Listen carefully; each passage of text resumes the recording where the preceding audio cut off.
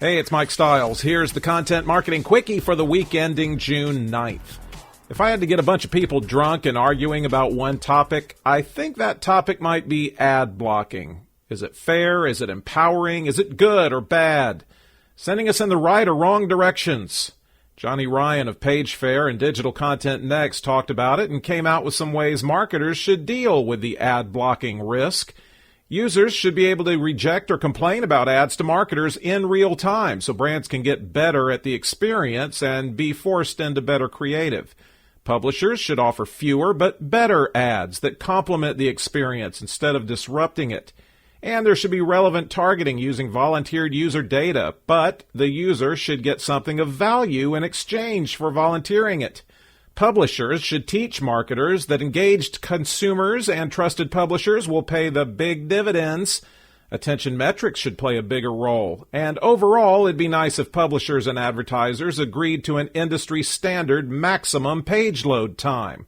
Hey, a user experience fan can dream, can't he? It's time for one of my favorite features on the old Content Marketing Quickie. Make listeners feel really good about themselves and their future prospects. Demand for talent has outstripped supply. Lynn Pofall writes in eContent that if you're a digital marketing talent, demand for you is way outstripping supply, and it's only going to get worse, or better, depending on who you are. A 2015 Creative Group study showed 58% of executives think it's really hard to find creative pros. Highest demand goes to content marketing and creative and art direction. And VP Esther Fry says user interface specialists, mobile app developers, and data analytics pros are in especially high demand, saying companies that haven't spent money on that in the past are going to have to be competitive and relevant. Tim Bourgeois with East Coast Catalyst adds that people who can move comfortably among creative, technology, and senior management functions are solid gold unicorns. He says it's a great time to be a talented digital marketer and a terrible time to be a marketing organization or agency. Guess what the preferred medium by consumers is if they have to get exposed to a digital ad? Go on, guess. Did you say podcasts? Because that's the answer Wondery found for U.S. consumers age 18 to 49. Wait, it gets better. David Kirkpatrick writes in Marketing Dive, 2/3 reported taking an action after hearing a podcast ad. Wondery's Hernan Lopez keeps reporting that 1/3 of people plan on consuming more podcasts in the next 6 months, even though they're already listening to at least one a month. What else makes those podcast listeners so attractive to marketers? A college education, $100,000 plus in income, and early adopters of a lot of different products. ComScore's Andrew Lipsman thinks podcasts are booming because of mobile and a lot of good content, saying not only do podcasts over-index on reaching some of the most valuable and hardest-to-reach audiences, they also put consumers in a mindset that's favorable to ad receptivity. This one doesn't have ads in it, even if you are receptive. The granddaddy organization in all of content marketing, arguably, but please don't argue, is Joe Pulizzi's Content Marketing Institute. It, like many of the companies it's covered over the years, has now been acquired. UBM is the TOPS B2B events organizer in the U.S. and Asia, and they are CMI's new owners.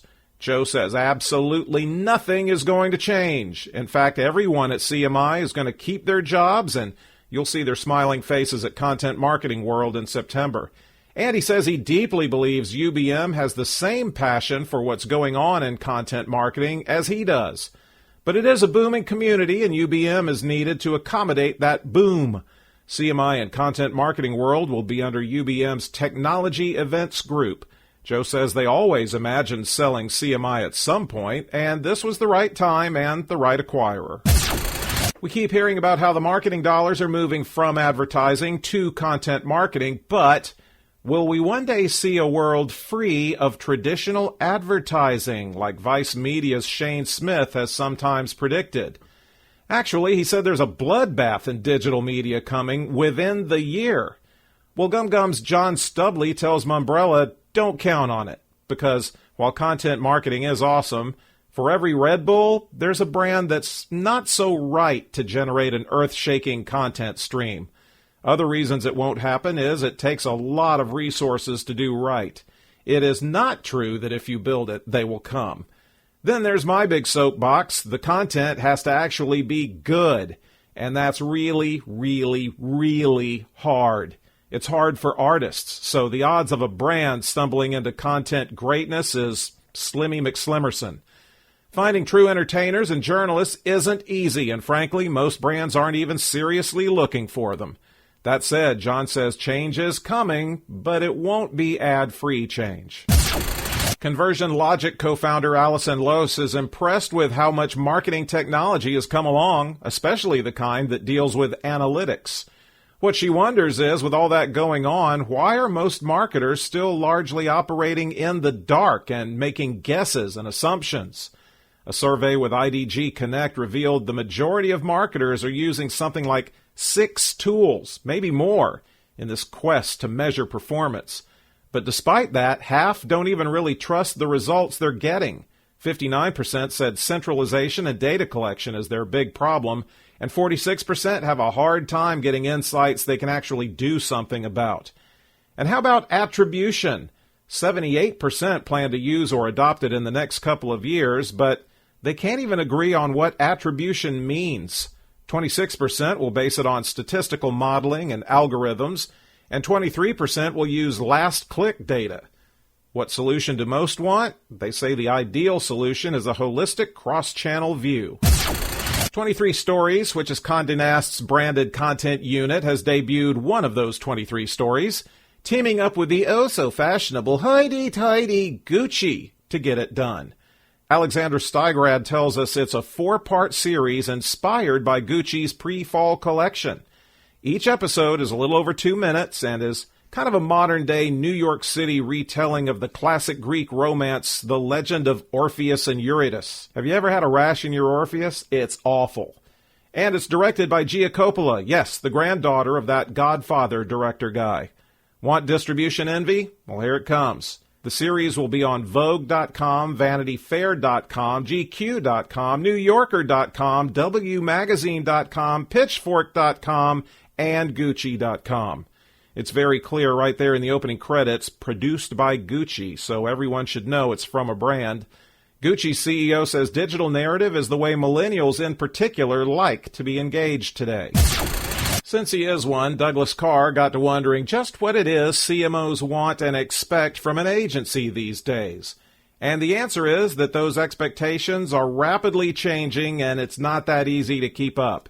He says not just change in consumer behavior, new tech, and creative trends, but also how businesses perceive agencies. Are you happy with your agency? Did your expectations for them change over the past couple of years? Well, Douglas & Company did a survey of CMOs and asked what makes a great agency. Number 1, complete transparency. Number 2, alignment between campaign and business goals.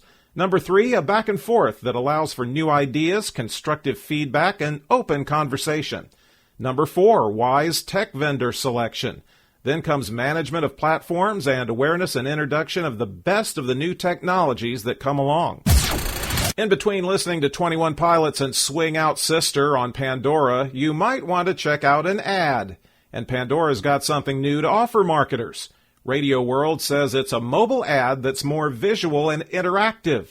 It's right there where the album art goes. It's responsive, and it offers muted video that goes noisy and full screen when tapped. Pandora partnered up with Moat to make sure you can measure listener engagement, like viewability and time spent.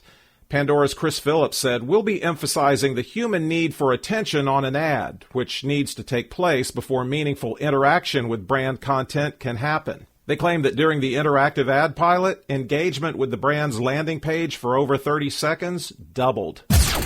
If you're struggling to make 5 videos this year, or even 1, try Time Inc.'s goal on for size. They're going for 40,000 pieces of video content in 2016. Okay, that doesn't sound like such an easy thing to scale, but TechCrunch's Anthony Haas says they're working with a New York City startup called Watchit, W-O-C-H-I-T, to get her done. Watchit can look at the text of an article, then go find licensed media the publisher can then stitch together to represent or tell the story of that article with video. Some of Time Inc.'s brands like People and Fortune have already tried it. Entertainment Weekly used it to break the very serious news that Ellen Pompeo is staying with Grey's Anatomy.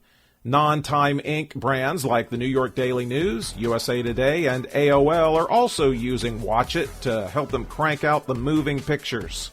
That's it. The transcript is at MikeStiles.com.